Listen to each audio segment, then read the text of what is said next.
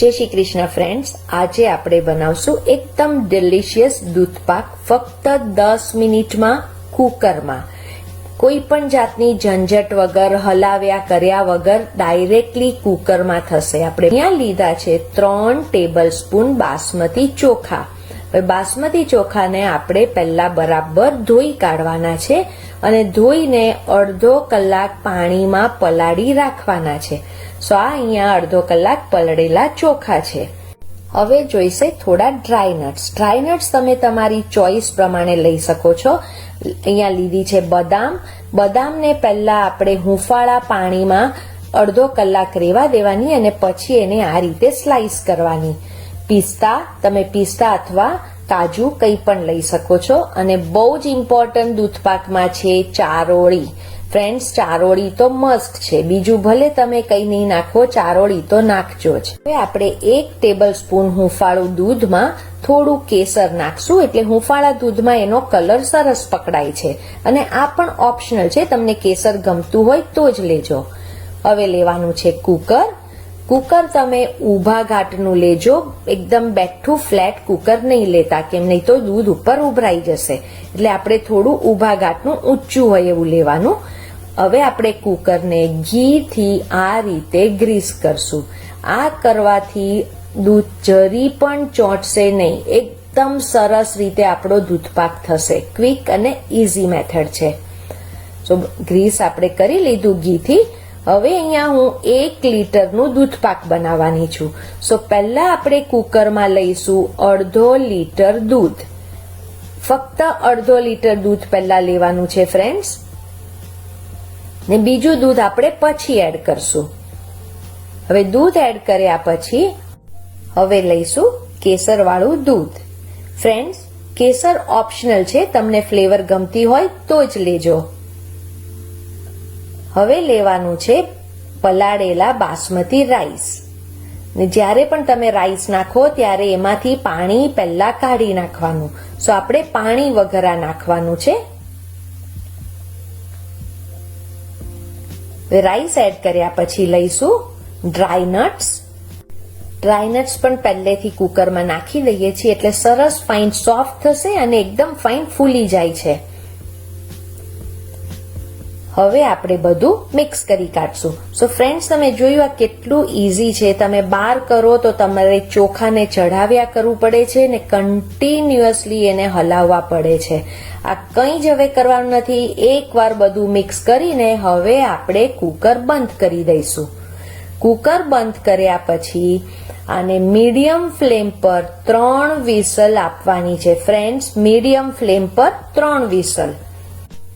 એક રિક્વેસ્ટ છે ફ્રેન્ડ્સ, જો તમે ચેનલ સબસ્ક્રાઇબ ન કરી હોય તો પ્લીઝ સબસ્ક્રાઇબ કરજો અને સબસ્ક્રાઇબ કર્યા પછી બાજુમાં બેલની સાઇન છે એના ઉપર ક્લિક કરજો, જેનાથી બધી રેસીપી તરત મળશે. હવે 3 વિસલ થઈ જાય એટલે આપણે ગેસ બંધ કરવાનો અને હમણાં ખોલવાનું નથી. પ્રેશર રિલીઝ થઈ જાય પછી જ આપણે ખોલવાનું છે. તો થોડું કુકર ઠંડુ પડશે એટલે પ્રેશર રિલીઝ થઈ જશે. હવે અહીંયા કુકર થોડું ઠંડુ થઈ ગયું છે. હવે આપણે ખોલીને જોઈશું. આ એકદમ ઇઝી મેથડ છે ફ્રેન્ડ્સ, જરી પણ તમને વાર નહીં લાગે. 5 મિનિટમાં તો તમારી 3 સીટી વાગી જશે. હવે તમે અહીંયા જોઈ શકો છો કે કેટલા ફાઇન ચોખા ચડી ગયા છે અને એક એક દાણો છૂટો છે, જરી પણ ચીટક્યા નથી. તમે આ જુઓ ફ્રેન્ડ્સ કે એક એક છૂટો દાણો થયો છે અને સરસ રીતે ચડી ગયા છે. તમે અહીંયા જોઈ શકો છો. સો ક્વિક અને ઇઝી રેસીપી છે, કરવાનો જરી પણ કંટાળો ન આવે. આપણે બહાર કરીએ તો કન્ટિન્યુઅસલી દૂધને આપણે હલાવવું પડે છે, નહીં તો દૂધ નીચે ટોપમાં ચીટકી જાય છે. અહીંયા જરી પણ દૂધ ચીટકશે નહીં. હવે આપણે જે અડધો લીટર દૂધ બાકી રાખ્યું છે એ અંદર એડ કરશું. એટલે આપણે ટોટલ 1 લીટર દૂધ લીધું છે. પહેલા અડધો લીટર દૂધ આપણે કુકરમાં કુક કર્યું અને હવે બીજું અડધો લીટર નાખીએ છીએ એટલે ટોટલ થયું 1 લીટર. હવે આપણે એડ કરશું સાકર. અહીંયા મેં અડધો કપ સાકર લીધી છે ફ્રેન્ડ્સ, પણ તમે સાકર તમારા ટેસ્ટ પ્રમાણે ઓછી કે વધારે લઈ શકો છો. લઈશું ઇલાયચી અને જાયફળનો પાવડર. ફ્રેન્ડ્સ, દૂધપાકમાં જાયફળનો પાવડર સુપર ટેસ્ટ આપે છે. આ તમે જરૂરથી નાખજો.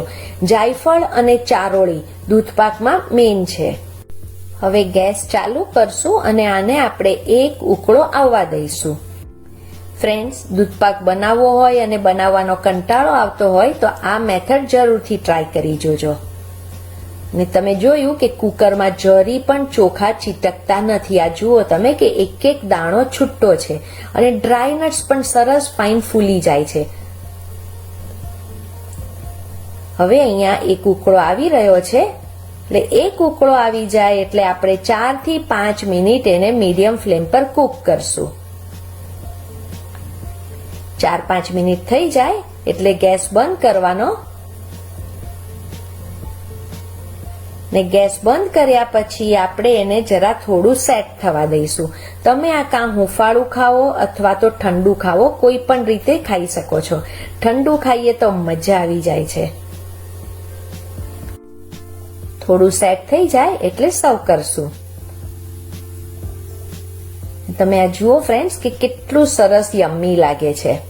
આ તમે એમને પણ ખાવ તો પણ મજા આવી જાય એવું છે. એકવાર ખાલી કર્યા પછી હવે તમે કુકર જુઓ કે જરી પણ નીચે ચોંટ્યું નથી, કેમ કે આપણે ઘીથી ગ્રીસ કરેલું હતું. ફ્રેન્ડ્સ, આ એકદમ ક્વિક અને શોર્ટ રેસીપીથી દૂધપાક તમે પણ બનાવી જુઓ. અને જો રેસીપી ગમી હોય તો નીચે કમેન્ટ સેક્શનમાં લખીને કહેજો તમને રેસીપી કેવી લાગી. તમારી કમેન્ટ મારે માટે બહુ જ ઇમ્પોર્ટન્ટ છે. Thank you for watching.